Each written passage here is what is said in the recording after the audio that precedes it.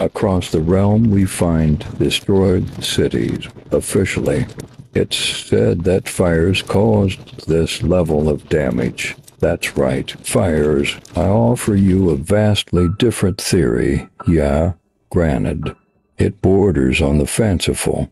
But here it goes anyway. I think we are blindly living in a post-apocalyptic world. I offer you the theory that we were invaded by an outside alien force. There was an epic and devastating war for control of Earth. The invaders used unimaginable weaponry to burn down and melt our cities. They caused mass-level soil liquefaction, creating mud floods that buried our once great buildings. Unfortunately, we lost that war. We barely survived. But as they needed us, they did not fully annihilate our people. Instead, they broke us, and unbeknownst to our current knowledge, we bent the knee, and we bent that knee in total subjugation. They took away our ability to harness the natural etheric free energy in our atmosphere. This left the few remaining survivors of this reset thrown back to the Stone Age, forced to live in the dark and to relearn or rebuild all that was destroyed, while the few left over limped blindly onwards.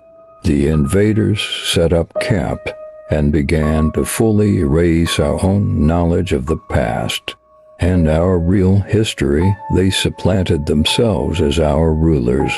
They created a system of religions for us to worship aimlessly while continuously seeking answers in the wrong places. They became the royal families who spearheaded and manipulated the ongoing development of our society. They created hybrid clones to repopulate all of the cities they destroy.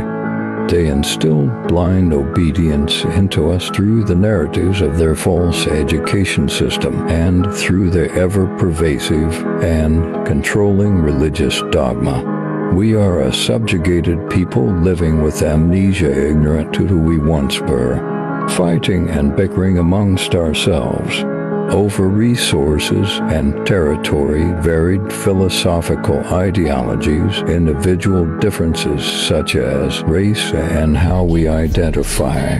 They care about these things as much as a farmer cares about where their cattle decide to shit.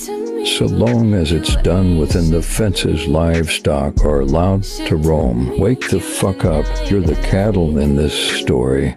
Try taking a shit on the other side of that fence if you don't believe me.